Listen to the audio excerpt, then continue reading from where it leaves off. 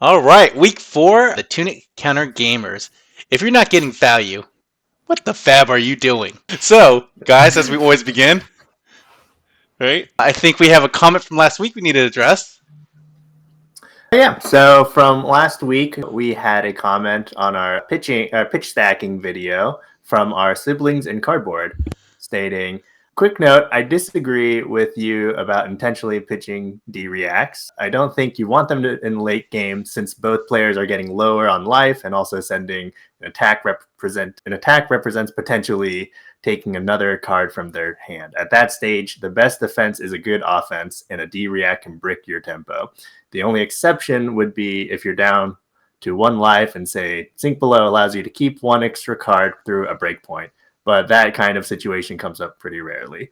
So I think that is obviously in response to me saying, hey, maybe that when you are thinking about pitch stacking, maybe consider trying to match your opponent's tempo of you see your opponent pitching like a Arc Lightning from Aurora, maybe you should sink down. You should pitch a Shelter from the Storm to kind of match that cadence and try to either avoid the potential arcane damage in the future or use it to block potential 4-attack damage.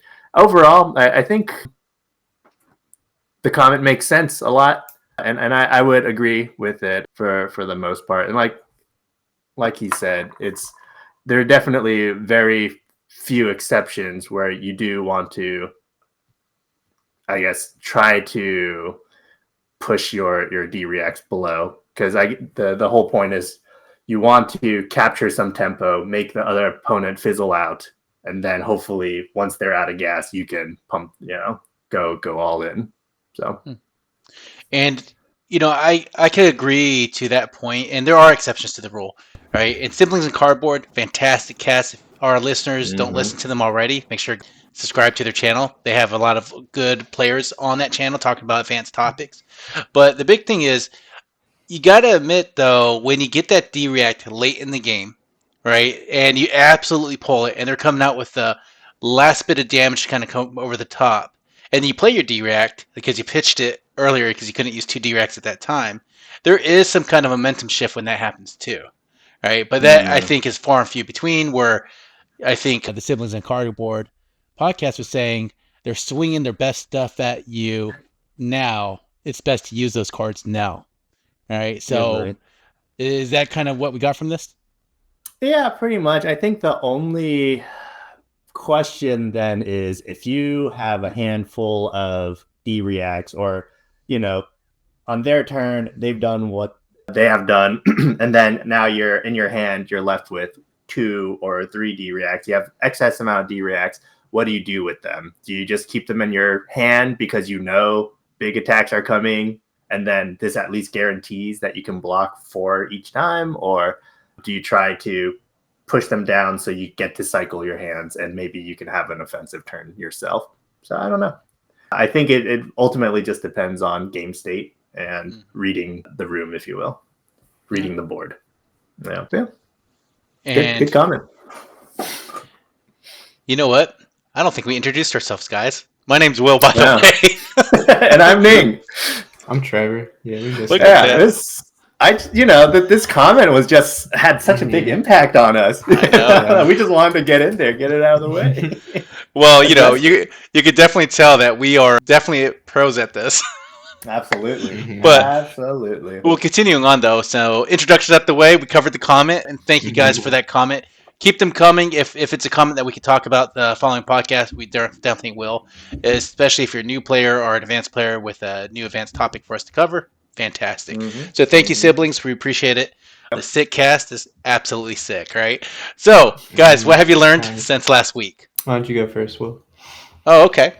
Well, I've been playing Rhinar, right? And actually, it was a nice change of mind frame to consider. Like, we're lucky enough to have 2 armories that I could go to in a week. One on Tuesday and one on Sunday. So in my head, I was like, well, if I play 9 games, that's almost like a mini battle hardened. Let me take my average wins and my losses. And Trevor, did I get that from you? I can't remember. I got it from Soda. I don't think I ever said that. That's okay. Cool. I like that. Well, so I wanted to see how well I could really contend with Rhinar. I went 5-4. The last Armory didn't do Mhm. too good. I lost 2 games, then I won the last one. So you came out positive, is what I just heard. I did come out positive. I can't help but think that Ning kind of jinxed me a little bit because he was like, "Are you 2-1?" It's like, yes, I am. So a little humble pie. I did practice not lining up on my blues and being very conscious of my reds and yellows in my pitch stack. So I was making sure to look at them each time, set them up, even though I was using Reinhardt's sand sketch plans, which makes you shuffle. I did want to get into the habit because I play other decks too. And so it's just a good habit to always kind of be conscious of what you're reviewing before you set up a pitch deck and depending on the bottom of your deck. So that's what I was kind of learning since last week. Yeah, I also feel like just in response to that, even if you are shuffling your deck, there's still something to say about trying to keep your ratio good in your deck, right? Like they might not be next to each other now, but at least the ratio of your deck of reds and blues are still at a decent spot. So who's next, guys? Well, I can go next. We'll just do like this. What did I learn? So at Armory, well, this is a fun thing. So at Armory last week that I did not attend, I had games that I played with as Aurora. And funny enough, I had our local Paul, who recently top 8'd in our Battle Harden. He was kind of sitting next to me and just kind of looking at my cards and being like, "Hey, why don't you do this? Why not do this instead?" And it's always interesting to see what kind of lines people are going with. But I think a big point that I did learn from that is reading, like I said earlier, reading the board and reading where the game state is really big, because I was playing relatively conservative. I don't remember the exact plays, but I was playing relatively conservatively to say, all right, I can do this, and then next turn maybe I can block, or I could do this or that. Whereas he was saying, hey, your opponent is already relatively low life here, like within 15 health or so, or things like that. It's like, why don't you just keep pushing the damage completely? Because they have to respect that at this point. They can no longer really use their health as a resource. So I'm like, oh yeah, I suppose that's a fair point. And so we did that. And then there are other times where he said, hey, do this, and I gave him my line, and he was like, oh yeah, I suppose that I can see that making more sense too. So it's always interesting too. But I think the biggest part for me is learning to read the board and the game state and where things are at. Because another thing that I have experienced, this is more so in sealed, but also just in general, is sometimes I'm so into my hands and my game plan that I don't realize my opponent is decking themselves, either through boosting or through some other mechanic. And so if I just kept blocking or don't present a lot of damage now, then maybe they will completely run out of gas, or they will just deck themselves and I will be able to dominate afterwards. So it's a very interesting thought to get into and get into a habit of. And he's talking about dominating the game state, not the actual ability from the card. All right, it wasn't. We'll get into that later. Yeah. We'll get into that later. All right, Trevor. Yeah. So I've still been kind of relearning Dio again, and feel pretty confident into like the standard game plan I would consider, where like you're just running like the clean like 60, 63, and you're just trying to boost, like play items at the top, go fast, and like kill them. But something I am struggling with is like a fatigue game plan, because I've never really had a game plan for that. But I have like the cards that I think are good for it, like the Teklo Pounders, and like trying some weird stuff with the BIOS update and Visiotron headpiece. But I put the cards in, but I don't have a game plan to make it work, right? So that's something I've been trying to be more cognizant of over like the past 2 weeks, because I tried it 2 weeks ago at an Armory and just kind of like floundered, because I was like going back and forth between game plans of like playing a Teklo Pounder and then going back to boosting, and then like boosting a Teklo Pounder, and I'm like, okay, like that doesn't work. So then I went full just trying to play all my Teklo Pounders, and that worked a little bit better, but still wasn't super clean, because I got 3 Teklo Pounders on the board, but ended at 5 life at that point when I was like starting to swing back. So that's a learning process there, but it's been interesting. I think there's some there's some cool things that you can do there to make it work in that matchup. Do you feel like it's that old adage where you try to capture two rabbits but you miss them both, right? Like you have to choose one for game sure. plan, not split. Yeah, that's actually a really good way to put it, because yeah, I have all these like weird items in that like are designed for this like closing out games, like fatigue game plans, and then I'm boosting, and then I boost that item. I'm like, oh, like that plan just went out the window because I pivoted at the wrong time. So yeah, that's a good way to put it. All right. So, as we stated with the title, if you guys are still here, great. If you're not getting value, what the fab are you doing? All right. Did you know that Flesh and Blood, squeezing out just one more point of value per card, can swing a match entirely? How many times, as a new player, have you gotten down to the last bit of the game and you got your opponent to 1 or 2 life, right? And you can't help but think, man, if this just went slightly different previously, it would be me in the victory seat, right? So, we always hear about this term value in Flesh and Blood, and that's what we're going to talk about today. Because I know if you could have a value-centric gameplay, it's a key to the consistent success, and often what separates mediocre players from the top competitors entirely. Right? So, how do you guys want to start this? I think a good place to start is just, what value is and how you do like the very basics, right? So I would say your one value is basically a life point, like whether it's yours or your opponent's, right? So if you have a 0 for 4 attack, and I think we use Snatch a lot as our example, but it's a 4 attack that costs 0, right? So it comes in and it's threatening 4 damage on attack, and then it's only blocking 2s, right? So you can get 4 life point values from your opponent, or you could save 2 life points on your own. So this is a more aggressive card opposed to something like Sink Below or something where it's like a 0 cost defense reaction where, obviously has no attack, but you could get 4 defense on it, right? So they're both kind of like 0 for 4s in the value sense, but in different ways. And yeah. Yeah. I think the other thing is with value, generally speaking, we talk about value to per card ratio, right? So we'll say, oh yeah, you just used 1 card to attack for 4. That means you got 4 value out of that 1 card. But sometimes you do have to pitch to use a card, right? So there are obviously cards that cost 1, hits for 5, and you would have to pitch a card for that. So now it's saying, oh, you have now used 2 cards to deal 5 damage, kind of ignoring effects. So like Tiger Maul, for example, or is it? No, what is it called? Mauling Chi?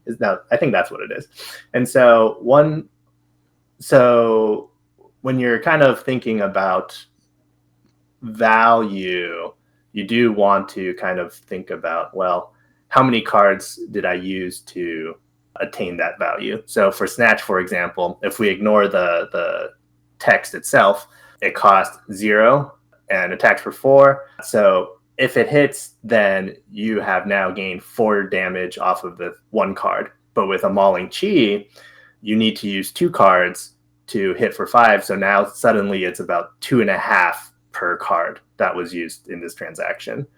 So it's a very interesting concept, and definitely something you would use to determine how effectively are you using your cards. So it's not just the value of your cards alone, like when you're the aggressor. It also is really the value of your cards from defense and attack, right? As you mentioned, the Sink Below and the Snatch or the Mauling Key.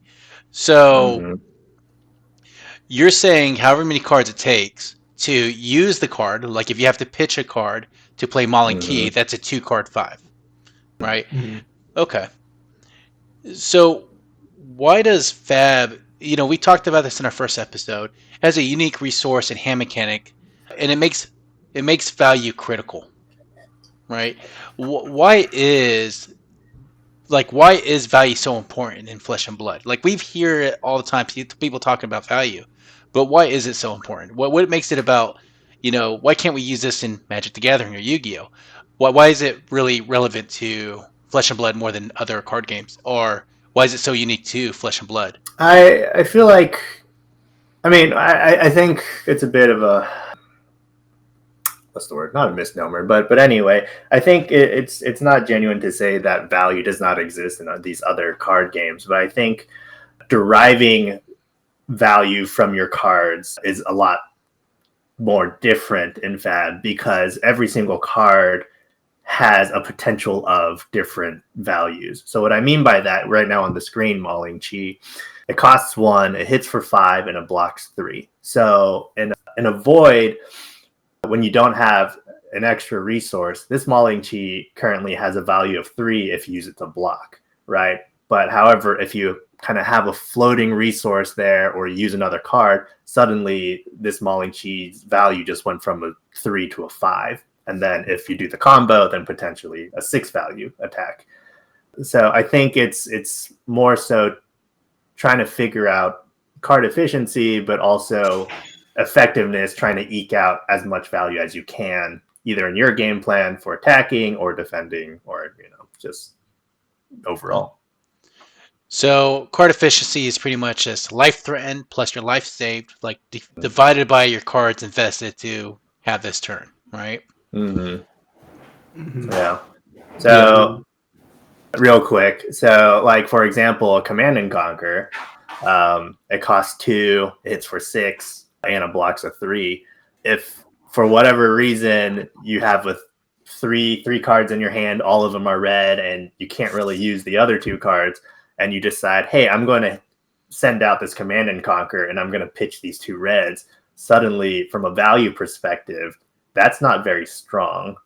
Again, in a void where the text doesn't matter, right? Because now what you just did was you sent out 6 for that cost essentially 3 cards. So you only eked out 2 value per card in that context. So from a number standpoint, that wasn't a very strong turn for you. So I think a lot about FAB is trying to maximize how to do the resource management and then how to make it so that you can eke out as much value per card used during your turn or the opponent's turn. So what's a good average value per turn on a standard? Like, let's say you're not above rate, you're not below rate, you're equal rate. What would that value be as a baseline? Yeah, a good baseline that I see a lot of people use that I don't think there's any like real standard, but a good one is a 12 because most good cards in the game block for 3, right? So ideally, and blocking is free, right? So if you blocked with every single card in your hand, you would get 12 value, you'd save 12 life. So that's usually what you equate like 1 card for. And then you can get to a situation, right, where like if you have the 0 for 4 that like, attacks that much and you block with 3 blocks, then you're going to 13 value, right? Because you saved 9 life and then you came in for 4. So you can eke out. So that would be like a kind of above average turn, right? So to go to your point, Trevor, you're saying anything above 12 is a good value. 12 is at rate, and then anything below 12 is a bad value. Yeah, in general. But I mean, there's obviously like some like edge cases, right? Like if you take a setup turn, like, for me, like playing Dio, like if I set up a bunch of items, right? Like, yeah, sure. Like I didn't send any damage, but like I'm trying to push that value onto another turn, which is, to go even like much higher above 12. And then something that I think is like pretty important is like, it kind of gets like exponentially better. Like if you go like, to like 20 damage or something in a turn, that's like way better than 12, right? Because like, their hand is going to block for 12. So you're going to be pushing like so much more damage over anything that they could prevent, So like if you're able to set up like a really big turn that like does a lot, then that's usually like worth taking a little bit of a hit on some of your previous turns. So our combo decks, those decks that really want to take those turns off, defend, or kind of play defensively until they could get their pieces set up and go above rate for that turn, like you were saying with Dio. Is that what combo decks are kind of defined as, or is that just isolated what you're talking about for Dio?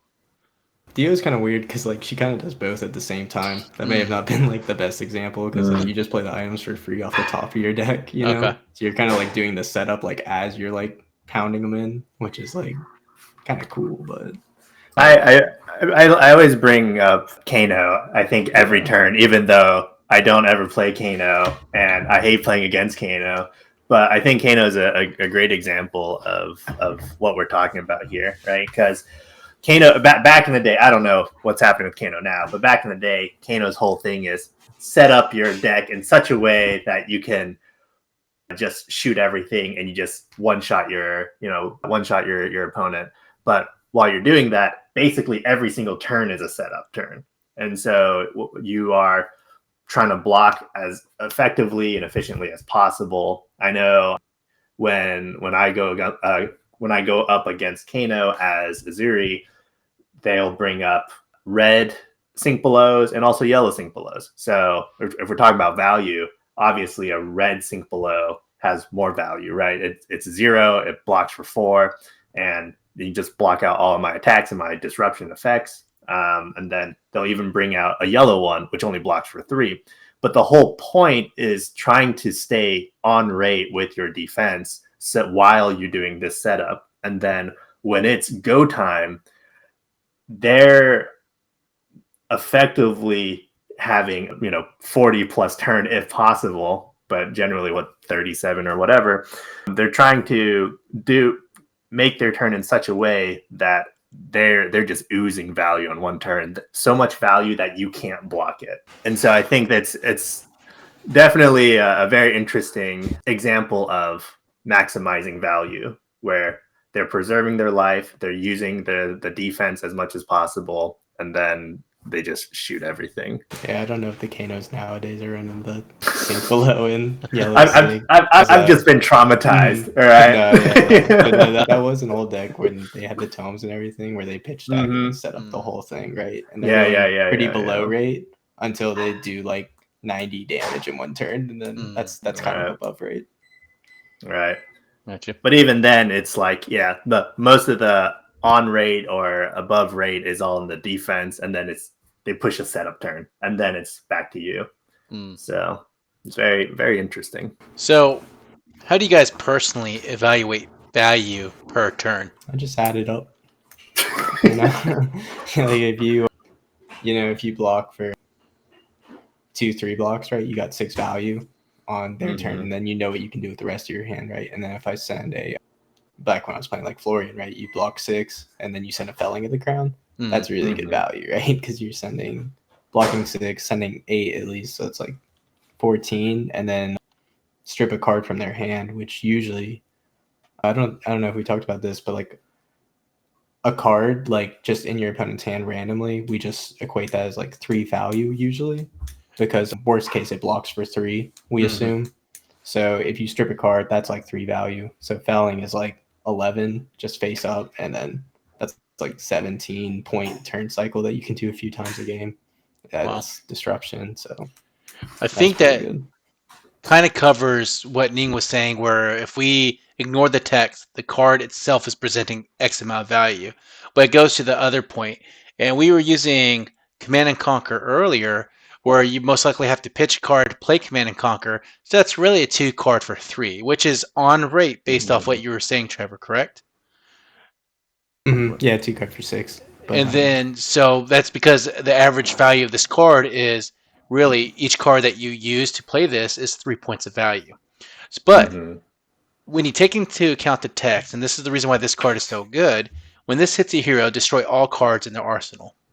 Right? And you're saying, Trevor and Ning, that each card is valued at 3 points. So if I take that arsenal card, and probably a setup 3 card. or 4, Yep.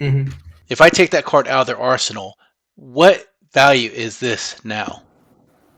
It really depends what you hit in the arsenal, right? Man, I would say on average, if you're playing against an Aurora, for example, you could even equate that to, and you erase their arsenal, you could even equate that to an additional 4 points of value, because generally speaking, all of her attacks are all 4, and then if it's an arc lightning, then it could be 3 or it could be even more. So it just depends on what you hit. But on average, I would say 3+. Yeah. Okay. So let's say even at the minimum, right?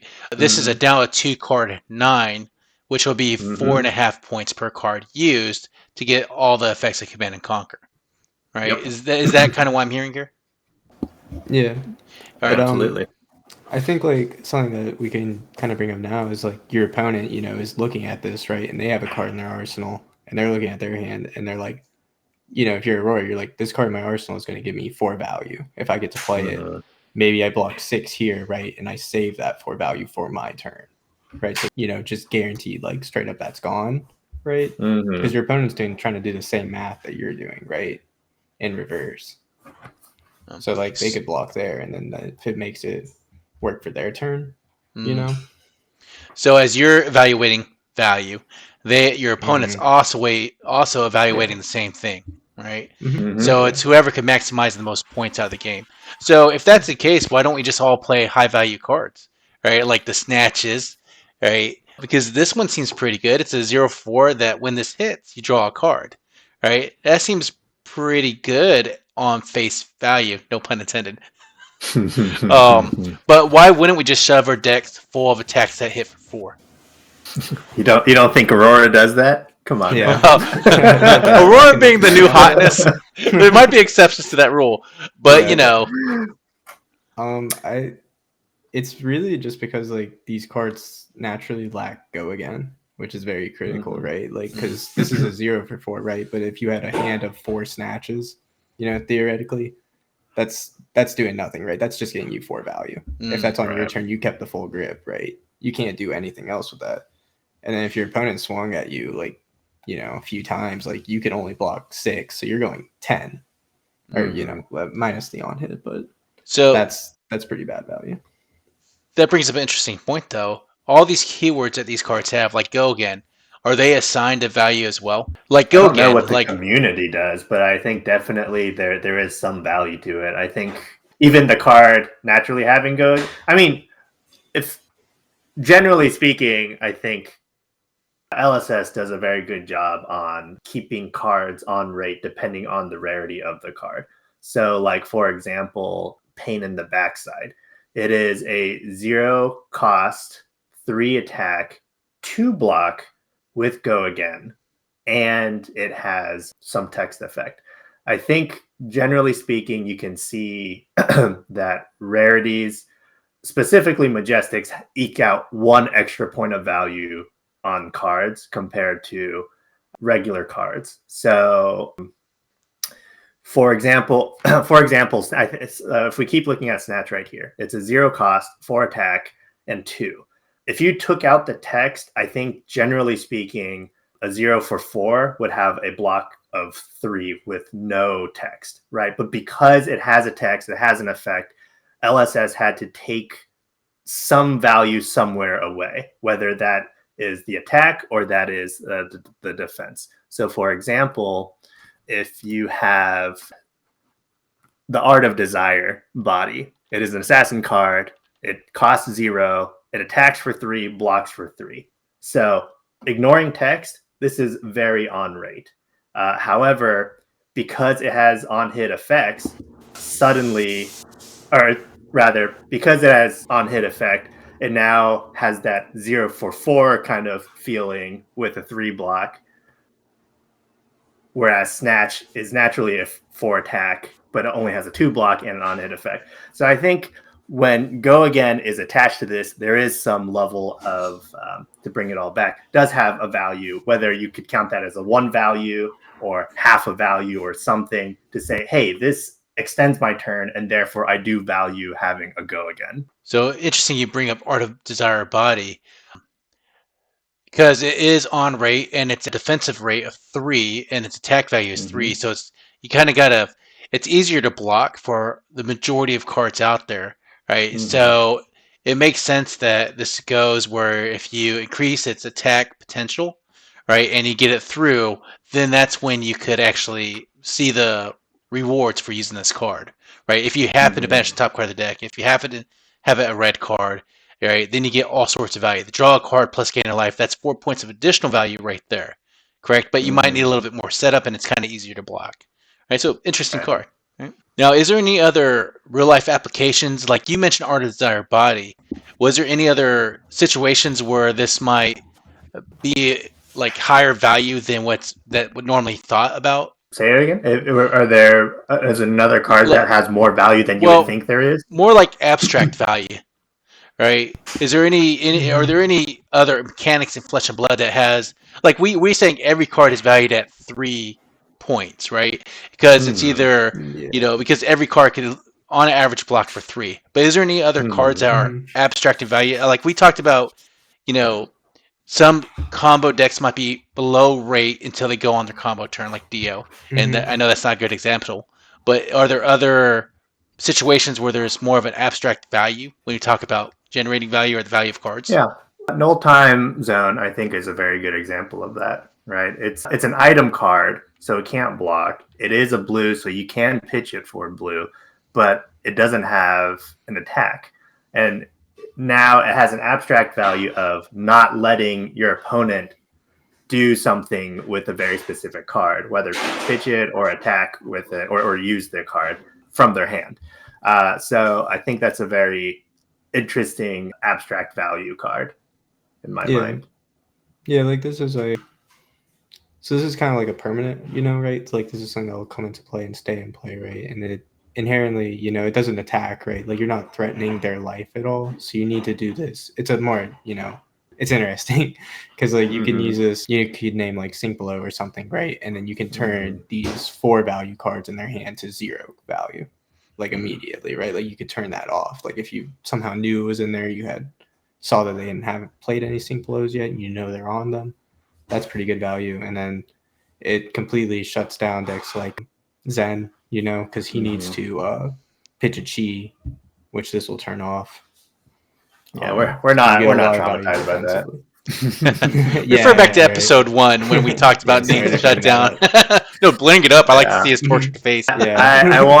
I want people to read the card and realize that it says the name card can't be pitched or played from hand while this is in the arena. It does not say you can't play it from the arsenal. This is a huge distinction. So, like, if you did say Sink Below, but they arsenaled Sink Below, then they can still use it from there.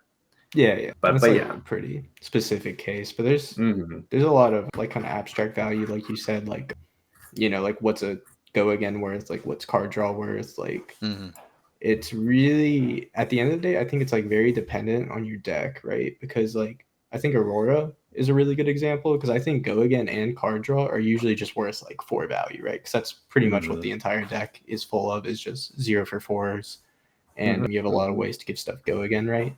So when you like hit with Channel Lightning Valley and you get to draw that card, I think you're pretty much saying like I get to do another 0 for 4 this turn.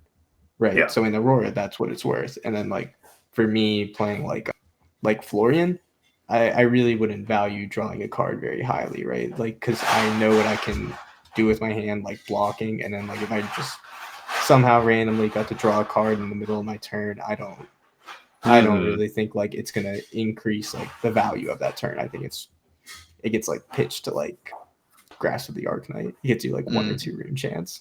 Which isn't like amazing value. Like it's fine, but like we're not going to build a deck around that, Yeah, but you were saying earlier about the Felling of the Crown. That's a Florian card, right? So I guess what I'm hearing is every card every deck has cards that are above rate, and it might involve a little more extra steps to get that above rate, right? But if you're able to pull off Felling of the Crown, decompose, have the four more Earth cards in your banish zone, then this is how much points of value, Trevor? I think it's like 11 usually, but could be more even. Like if if you do it against an Aurora, right, you steal a random card from them. I think that's worth 4 value because I think every card they keep, I just like equate as being a 0 for 4 with Go Again. So so I think. Oh, sorry, Trevor. Yeah, I think it would be like 12 against like Aurora, but like most things, I would say like it's usually through 11. Okay. And how many cards would it take to get that 11 or 12 points of value? 2. Just a blue pitch in this. So it's a 2 card 11, possibly 12? Yep. Yeah. Wow. That seems That's a really good card. Yeah, it's very interesting with the way that Felling of the Crown and also Plowhunter is designed, where it's two. Well, we'll just stick with Felling of the Crown, right? It's a 2-card 8 naturally, because technically speaking, you would have to put a card from your hand as well into the bottom of the deck, and then so does your opponent. But if you play it in such a way that you no longer have any additional cards, then you get to ignore it, and it doesn't hurt you to be like, okay, I've taken 4 value from them, but I also took, let's say, 4 value from me, right? Suddenly, it's just I took 4 value from them and nothing from me. Yeah. So it's very interesting when you can finesse a card to get basically a 3rd card value without playing a 3rd card. Yeah, and it's like pretty easy to finesse it, right? Because like you draw up your hand at the end of your turn, right? And if you see Felling a blue and 2 random cards, you know, like, oh, I want to get value out of these 2 other cards, so I'll block with them, because otherwise, like, if I keep one of them, it's just gonna go on the bottom of my deck with Felling, right? So like those cards are worth like nothing to me unless I get the value on defense. Right. So you kind of have to think a little bit proactively there. Going back to the earlier statement of assessing it both offensively and defensively, if you block with 2 cards for 6, right, and then you swing this card, pitching 1 blue, and this decomposing the mechanics, letting them lose a card, and getting +4. So that's in essence, let's say 11 points plus 6 points you defended with. That's 17 points for 4 cards. Yeah, that's like pretty good. Oh man, really good. Bro. That's fine. Okay, I get. Burdens are around. So, well, actually, now that you mention it, how does this work with arcane damage? Because I noticed that on arcane damage, a lot of the cards are so, well, I wouldn't say below rate, but I don't notice that. I notice that these cards aren't hitting a 1 card for 4 or 1 card for 3 sometimes. How's that work? I think arcane damage is just different because it's evasive just inherently, right? Like you have to side in like your AB. Right, like you have to put that arcane barrier. Yeah, arcane barrier. Yeah. And that's like a deck building cost and just like initial cost in and of itself, right? Because you're running like if you had a really good headpiece that you really like in your hero, like you can't run that anymore if you only have Northern Hood, you know. So like it gets around that, and then most of the wizards they do multiplicative damage, right? Like we have the wildfire. I forget the full name. But the one that, like Kano uses it, right? Deals damage equal to the damage that it's dealt. Like for the rest of the turn, all your arcane spells are just going to get buffed by this. So it just gets like out of hand really fast, right? Because you can't get your 12 value out of your blocks anymore. You're getting it out of your pitch, and you have to draw there, So they're like technically per low rate, like, because this is 2 for 4 damage, which isn't good, but then it's like extra damage on everything else. Yeah, and I think the other big thing to note is you do have to bring in specific cards aside. You do have to bring in the equipment for AB, and like Trevor was saying, you've now lost some level of inherent value from your equipment. But for example, with Aether Wildfire, if you ignore the second part, you pay 2 to hit for 4, but your opponent, let's say if they only brought the Null Rune Hood, they can only block 1 of these damage. So it's kind of like how much do you value essentially unpreventable damage, right? You can pierce through it. These wizard cards all block for 3, so they can still stay above rate and then also have this, evasive damage that they can shoot in there. So I don't know. It's based on our conversation where we're saying, oh, each card has a value of 3. Well, if you're pitching into your arcane barrier to prevent 1 arcane damage, they just took 3 value from you, even though they only prevented 1 damage. So I guess two value, if you will. So I guess the beginning concept, the tier 1, level 1, whatever you want to say it as, is to know that each card has 3 points of value. And then their on-hit rate and the disruption rate, like let's say if I destroy your arsenal, you take into account that value into the total cost of your cards. Like say if I used the Command and Conquer, got rid of the arsenal, and I had really played a 2 card for the Command and Conquer itself plus the pitch. That's really 9 points of value. But you're saying with Arcane or other decks that use effects similar to this, that evasive ability to bleed arcane damage over, plus disrupting your opponent's fridge, which we'll talk about equipment and value then, well, coming up next, then that itself, that disruption piece, it's whatever value you kind of want to assign to it. Because I have to switch out my good headpiece for a arcane barrier, which isn't nearly as good in a lot of heroes' cases, but that's also pitting me off my game plan. How much is that value, right? And that's something you would kind of arbitrarily assign, is what I'm hearing.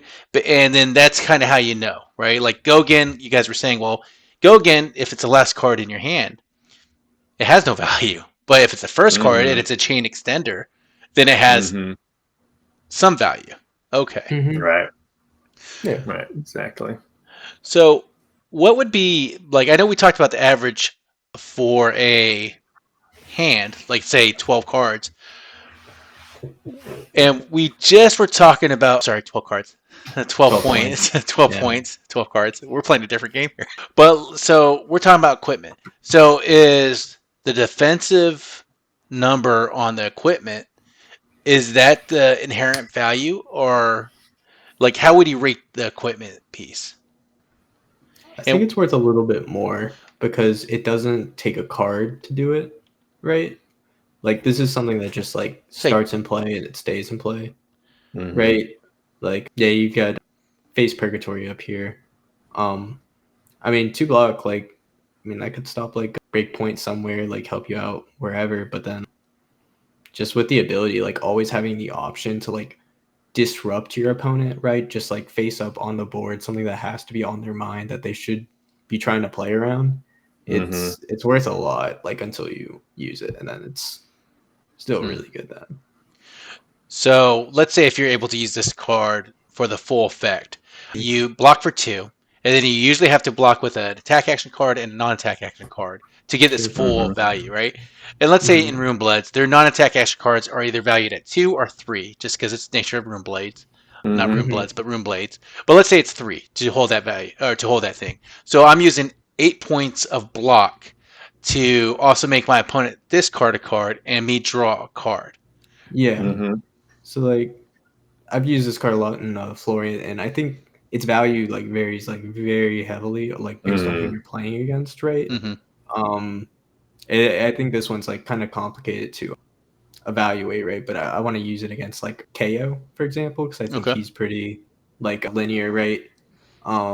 If he comes at you with like a wild ride and he starts his turn and he discards a 6, he's got go again, and he's got like a card or 2 in hand. You throw this in front and then the non-attack action, attack action. I mean, you stuff their turn basically, right? Like you probably just saved like 6 to 8 life, depending on what their follow-up was going to be. And then when you draw that card, you're kind of like, even if you were to overblock, right? Like if you blocked 8 on their 6, you're drawing that card, so you can kind of like negate that because that card's worth about 3 value, right? And yeah, I mean, it's like super, super, super strong. And I know we were just talking about Reinhardt earlier. I'm going to go to the classic, before Face Purgatory, there was something called Scaling Flesh Blade, right? And this is on face a 2 block card, right? But when this defends Intimidate, it's actually the only card that intimidates defensively. And Intimidate itself doesn't really net you that value for a long time, but it can disrupt their turn. But the fear of this card is what you were saying, Trevor. That fear like holds them back in playing certain combos potentially, or having to eke out their combo 1 card earlier lest they get it intimidated and stops their turn. So, there is unspoken value in a lot of the cards in equipment where, yeah, it says maybe you block for 2, but the effects it provides might have an additional unspoken value, and that's however you want to rate it. Like when I intimidate card, it's not really 3 points because they get the card back at the end of their turn, but it can't stop their combo, right? So whatever intimidate, you might value that at. You could still equate that as like against Aurora, because we keep using her. If like you intimidate and they have 1 card left in hand, it was probably just a 0 for 4 that was going to come at you. So you saved 4 life there, right? It probably ends up in the arsenal, but you saved life on that turn, right? And if this is like closer to the end of the game, it gives you room to like start sending more value, and your time cycle just got a lot better, right? Because you saved. This essentially gave you like 6 value, 6 value. of block on that turn, right? And then add that on to like whatever shenanigans you're trying to pull. Yeah. So like that turn cycle is like very good for you. And that's the thing about Intimidate. You never know until actually that card is exposed what your actual value would be. So people like when Toranar has the hero ability, Intimidate, when you discard a 6, but you never know if that's an impactful ability until you ask your opponent at the end of the game, right? So it's kind of funny how that goes. But you can always just say it's 3 points for that time, especially if you bleed damage over. They are not able to use that card to block. So, okay. Yeah.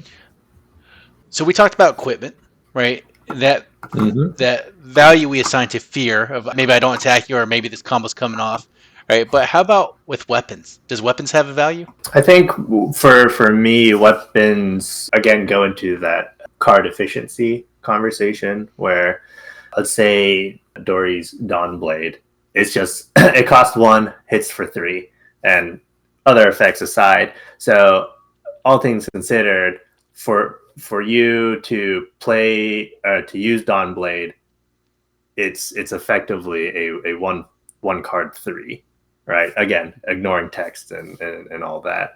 With something like Spider's Bite, it hits for 1, costs 2, and has an on hit effect. So and it has go again. Technically speaking, this card has a value of 3 for a 1 card again if you pitch a blue, and then you can use that floating resource somewhere else. So there is some level of value to answer your question, but I think with the way that pitching works, it's if you have follow-ups, then the weapon itself kind of adds on to the value. But if that's all you're doing on that turn, then I guess the value is attached to how many cards you use to achieve using that weapon. I know we talk about other weapons like, Anathos comes to mind, even though Guardians aren't relevant yet, right? They got that Guardian Mastery Pack coming out. So this could potentially be a 2-card 6? So it's on rate like you're saying. I think it technically could be a 1 card 6 because, well, no, you got to pitch 2 no matter what. Mm-hmm. I guess when people use Anathos, do you normally get to do something before the Anathos, or are you normally plating? I think I haven't seen Anathos run in a while though. So it might not be. Sure. I'm trying to get our newer players prepped up for when I got my face smashed by Anathos, and I was like, "What the heck is this?" But maybe that wasn't the best example. But usually I see pitch 2 blue to swing weapon, and it's a 6 cost weapon for 2 blue. So really, it's 2 card 6 or a 1 card 3 points value. But the unspoken value is that when it's a 2/6, right? But I think if you just pay for 3, it hits for 4. So that's true. Okay, I see what you're saying. Really, if you're pitching 2 to get that 6, why are you going on rate when you can be over? That's fair. So we'll say the 1 card pitch for 4, then to go at rate, right, or above rate. What would happen then is there is something where Guardians like to go to the second cycle and refer back to episode 3, guys. We talked about pitch stacking, and Guardians love to go long games. So you have more cards in your deck. Your opponent is using up their cards to kind of get their attacks in, right? But you still have your deck going in for the second cycle, and you can really apply a lot of pressure with a 1 card 4, right, as a weapon. Because really, you're pitching it. You're not losing that card. It's just costing that card to play this weapon. So there's a little bit of unspoken value in that too. Yeah, and I think like this one kind of hedges a little bit if you're running the tectonic plating, because then if like you block with 2 cards and then like unexpectedly they end their turn, you just pitch in the tectonic and then you get 2 extra value, right? Yeah, like so you're not wasting cards. I think that's kind of where like the value of that came from, but I think it's fallen by the wayside a little bit. It'll come back, I feel like. Yeah, it's a good card. I appreciate it. Well, let's talk about Tectonic plating and the keywords that are usually assigned with equipment, like say battle worn.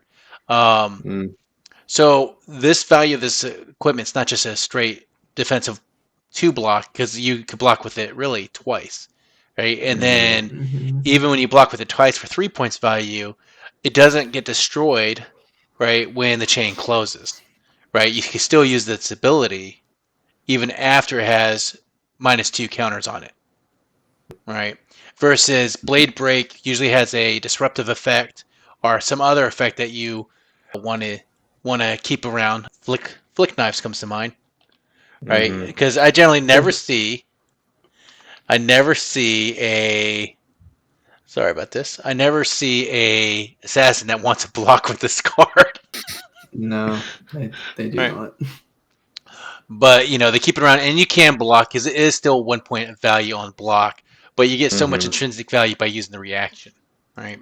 So you kind of really got to know your cards and how you want to use them. So that's where the equipment comes in, the weapons come in. All right?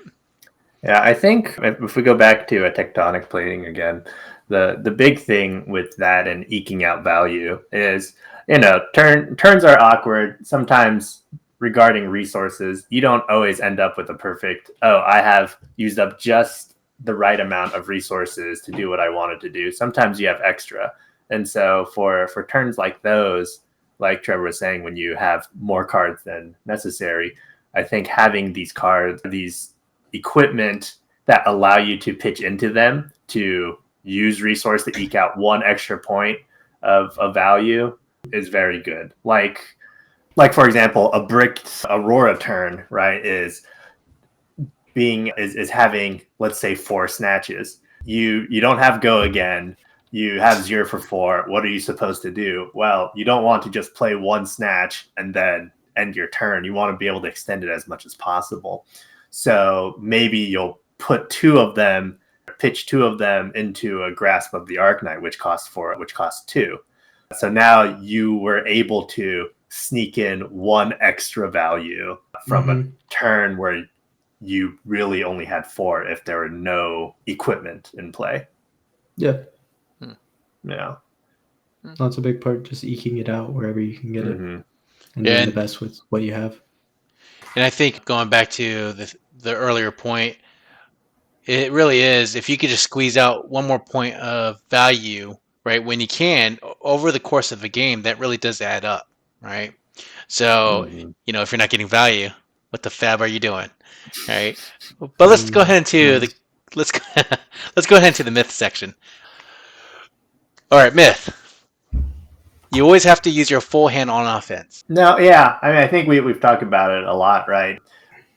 Overall, unless you're very specific people, generally speaking, you're not really going to have every card have go again, right? And so the way you maximize your value is using some cards on your opponent's turn, and generally that's blocking, right? So the best defense reactions generally block for 4. So when we were talking about the average value is 3, using these defense reactions that block for 4, you're able to sneak in, and again, that 1 extra value, hopefully, if you're maximizing that value.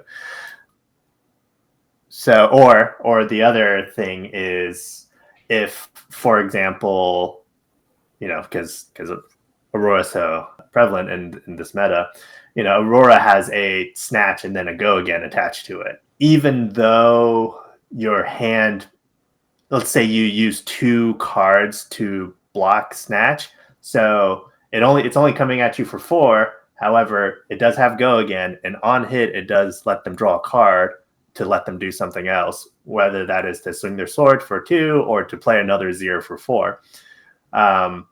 Maybe it's worth it for you to try to disrupt that and block with 2 cards, even though, so you're only quote unquote getting 4 value, but really, based off our conversation earlier against Aurora, you use 2 cards to block 8 value because they have the 4, and then they also have a potential other 4 coming at you. So there are things to think about that's not always a mathematical value, but more abstract in nature of, is it worth it? What kind of effects do they have? I think another fun one in this meta is Erase Face, where suddenly your character's talent and class is turned off for a turn. So with Dash.io or Aurora, this matters a lot, because with Dash.io, if you get hit with Erase Face, you can't boost anymore. I guess you can, but the cards that you banish no longer count as Mechanologist, and therefore you don't get that go again. So you have to evaluate your cards and look at your hand, evaluate your cards, and see how important are these effects that are coming in. And there's some hidden value in there as well. Yeah. I mean, aggro in this game, I think, is just kind of been defined by like heroes that don't want to block, right? Like Dio doesn't want to block, Azalea usually doesn't want to block, and like Old Vi, wouldn't want to block because they convert their hands like very well offensively, and they don't do it as well defensively because a lot of their cards block 2 or don't block at all, right? So you can do like the same math that we've been talking about, where you do the math, right? Where like, oh, if I block with these like 2 boost cards, well, then my offensive turn is like really, really bad because I've only got 2 items in my hand, So you do the math and you're like, all right, I can't block this because the output's so much more. The overall turn value will be so much more if we just send it. But that's definitely not the case for every hero. Sometimes Will, just as KO back in the day, he hits me for like 15, 16, go again. I'm just like, yeah, no blocks. And then Will's response is always, you must have a really good hand. I'm like, yeah, right. Like, well, it just would have been it's so true. It's so scary when your opponent doesn't block because you're like, oh god, like what's about to come here? And so actually that goes back to the final part of this piece before we go to the second myth. But usually if your opponent swings, let's say their full 4-card hand, and let's use Aurora as you guys were using that as a good example. Let's say their 4-card hand converts to 16 points of value, right? So 4-card 16 or 1 card for 4 points of value. But let's say you take 16 points of damage. Effectively, you should swing back and hit harder or disrupt them equal to 16 points of value or more, right? For that to be an effective turn, correct? Yeah, that's kind of what we're saying. Yeah, so if you take it and you're like, okay, I'm taking 25 points of value, and then you swing back for like, say, 8, right? Because, you're playing brute. No, I'm just joking. Let me not make this about me. But let's say if they hit you for 20 points of damage, and you kept your whole grip, and you swing back and it's only 16 points, then that you just lost 4 points of value in that transaction. And that's a huge thing, as we were saying, right? Yeah. But on the other hand, again, we were talking about sometimes you have suboptimal turns to set up. Let's say that in a magical world where I was playing Dorinthia against your KO and you hit me for 20 and I swung back at 16, maybe in that instance, I was able to hit you twice with my Dawn Blade and get that extra counter, right? So now there's some ramping, some buildup that you have to, as my opponent, be wary of. So there's hidden math and value everywhere, right? Like I think Assassin is full of hidden values because a lot of their cards are come at you for 3, but if on hit, things happen. And so the question as an Assassin player is, how important is that on hit effect? And how important is it to me to try to use Shred to reduce my opponent's defense value, or so on and so forth, to really get that on hit effect in there. All right. So I like to use Dominate as the example, but one of the myths is Dominate always means pressure, right? In regards to value, because usually when you have a dominated attack, you can only block with 1 card from hand, right? And that really means my 8 attack is coming at you for something you can only block with 3 points. So I'm getting 5 points of value, right? Is that really worth it, or is that great? Right? And I'm trying to remember the Guardian attack. I'm hyped for Guardian, if you guys can tell. Let's say Spinal Crush, is that one of the ones? Yeah. Right. Yeah, no Guardian. Yeah. Sorry, I didn't understand the question. Okay. Is Dominate offensive. I think he's just asking. Normally, we use the words like dominate to mean pressure, and I guess within the context of value, how much does that matter? Or like, let's say, well, I think we talked about this earlier.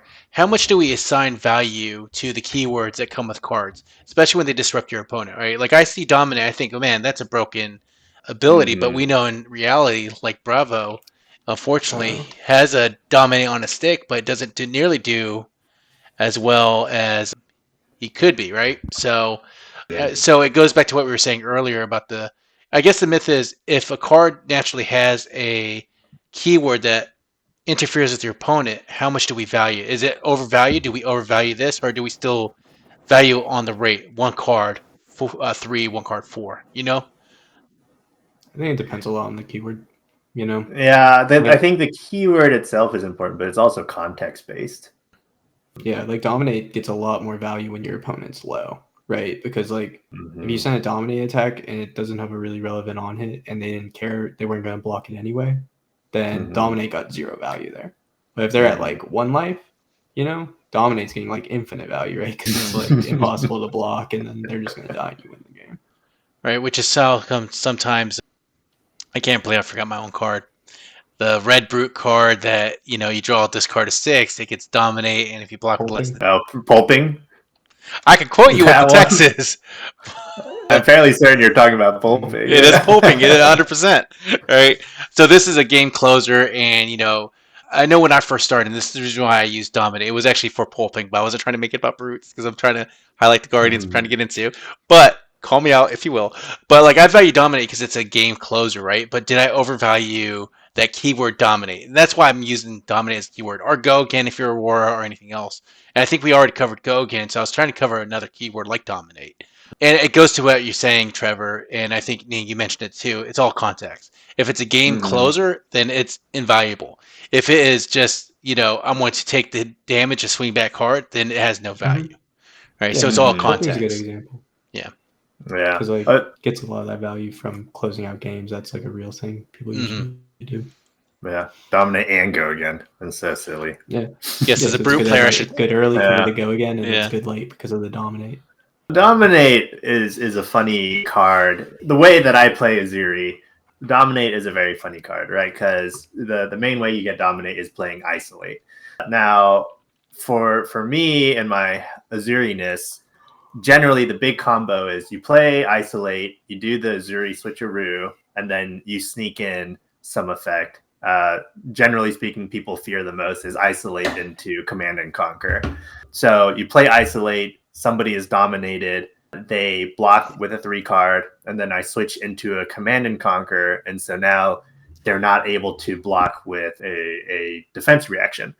So in that situation, when the combo works perfectly, dominate is like, I don't know, +1/+2 situation where I have effectively stopped their turn and I have disrupted their arsenal if everything works out well. However, in a situation where I don't have anything, this dominate is really like a -1 or 2 value to me.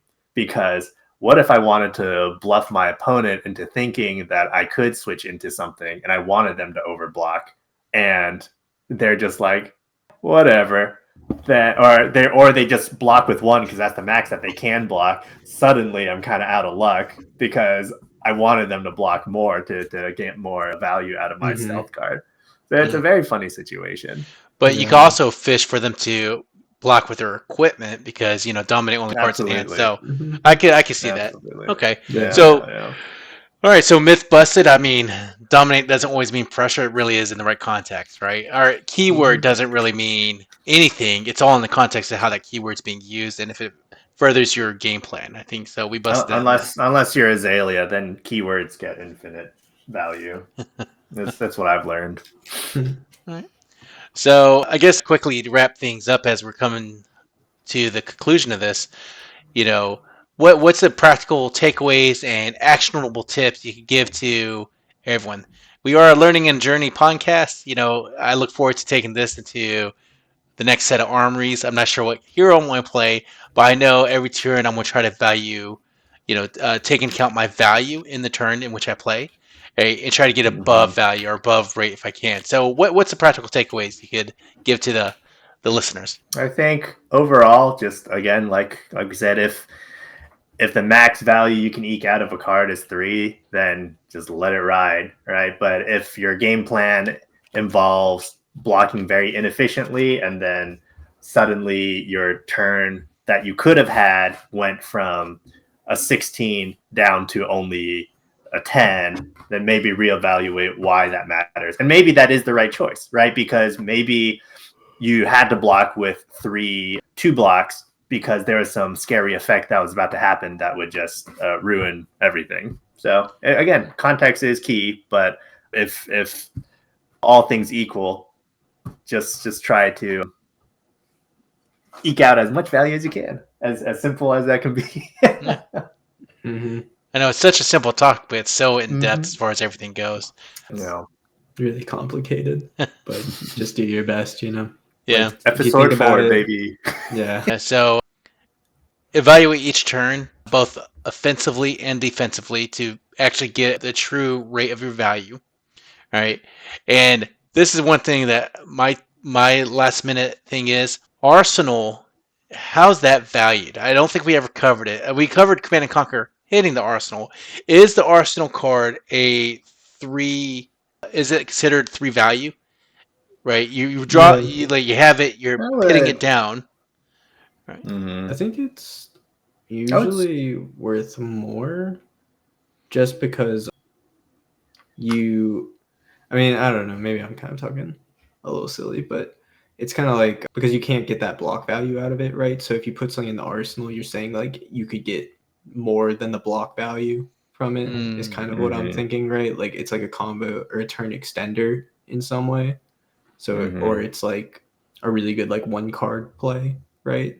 Actually, I don't think you're talking silly. I think that's actually the first time I heard that where it kind of made sense, because you're right. They're not pitting a 3 value card. It's usually like a turn enhancer or a turn extender. So it makes a lot of sense right there. Okay. Yeah. Or like a defense reaction that's like 4, So Yeah. Give it a solid 3.5. Yeah. Sure. Yeah. So and then what's that? Like a Rotten Tomatoes rating. That's right. Yeah. Exactly. So, okay, and then, again, we covered this, but you always want to consider your opponent's hand, the deck construction, archetype, and then, like, do you consider their graveyard? Like, is that into play? Or I know for some heroes you would consider their banish zone, like, Levia or Fitzet, but how about their graveyard itself? Is there any value in the grave? Depends on the deck. Like Assassin and Ranger cares with Codex of Frailty. Like that's a card like you gotta keep in mind like what they would pull from it. But yeah. Gravy Bones is gonna care about his graveyard. Yeah. Levia cares, Okay. But not super relevant, I think, in most games. Okay. So as a last minute thing, do you want to talk about the value of Codex of Frailty before we start signing off? Because I heard that this card is so bonkers good, right? It's like fine. It's all right. I don't know. I think it's not a big deal, right? So the most. I'll say it this way. Generally speaking, I talk from an assassin standpoint, right? So the most used combo with this is use Codex of Frailty as your last card on your turn, and then you bring back a Leave No Witness, which is a 0 for 4 on hit effect, destroys Arsenal if hit, and then you play it. And so from that standpoint, arguably, as a standard, it's 1 card for 4 value, but if it hits, suddenly, based off of our conversation, Arsenal has a hot 3.5 value. Suddenly it's a 7.5, 8 value card. Now, on top of that, you threaten whatever card. If they had an empty arsenal, they have to bring back a card of their choice. And if it's a good card, suddenly they might want to block that arsenal. Or maybe they saved something good in the arsenal that they want to block. So now you're saying, hey, for you to keep my cards on rate, you have to overblock my Leave No Witness, or maybe they block with two defense cards. But either way, let's ignore all that, and let's say you got your Leave No Witness out, you attack, everything is on your turn, right? So 1 card for 4. Suddenly, you also have a Ponder token. The Ponder token lets you draw a card at the end of your turn, and then you get to arsenal that. So now that action itself gets a 8 value or so. And then on top of that, you give your opponent a Frailty token. What Frailty does is it makes their weapon attack -1 and their arsenal attack -1. Sometimes it doesn't matter, sometimes it does. So against like Syndra, this matters a lot, right? Now they can no longer attack with their dagger. But if you're doing like somebody like Kano, for example, who cares? They do arcane damage from arsenal and their weapon. So that has no value to it. So at worst, Codex of Frailty on a bad day in theory is 1 card for 8. Okay, that's at a bad day. So if you get your opponent to discard a card, you're also getting value from that too, because they had to pull something from their arsenal. So if they have no arsenal, they replace a card from their hand into their arsenal. All right, pretty much, because they got to discard it to bring a card from the graveyard into their arsenal, discard a card. So effectively, I know Ning, and I've spoken from the other end of the dagger. When you've used your Leave No Witness, I'm gonna say it, guys, bullshit. Pretty much, you got the value because I had to discard the last card I could block with, right? And it's either use my equipment, and you're bleeding the Leave No Witness effect through, right? So that's how we talk about like 1 card might on surface be,